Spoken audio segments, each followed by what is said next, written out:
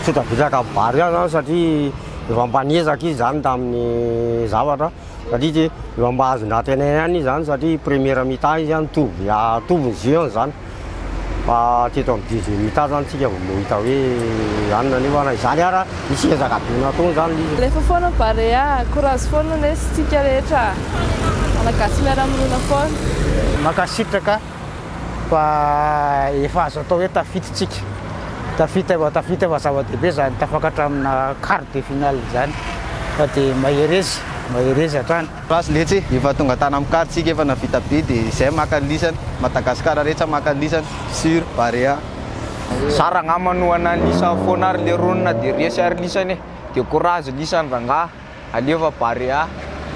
Misaotra amin'ny Barea zany fa na dia resy ary dia tondra bavaka ho anazy.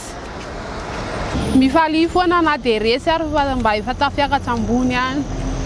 Barea moa zany efa tafiakatra amin'ny avo efa ambony efa tsy maninona efa mety efa miendrika ho azy reny efa miendrika ho azy dia alefa foana Barea. Misaotra betsaka ny Barea aloha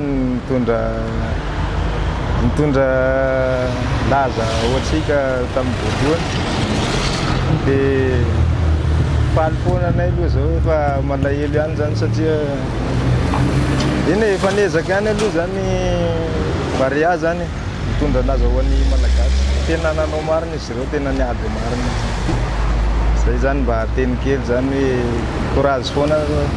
Voalohany aloha dia félicité an'ny Barea zany fa tonga quart de finale hoe efa nisy nezaka zany matotsika tonga quart de finale fa ny lesoka zany tsy maintsy misy kosa ny lesoka hoe inona no natonga antsika resy.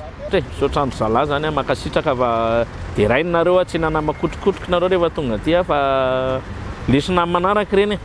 Félicitations Barea, nafinaritra be le lalao tamin'ny alina iny dia courage foana fa efa dingana lehibe zao nahatongavantsika zao dia maniry foana indray ahitanareo indray amin'ny kana manaraka dia izay manoana anareo foana.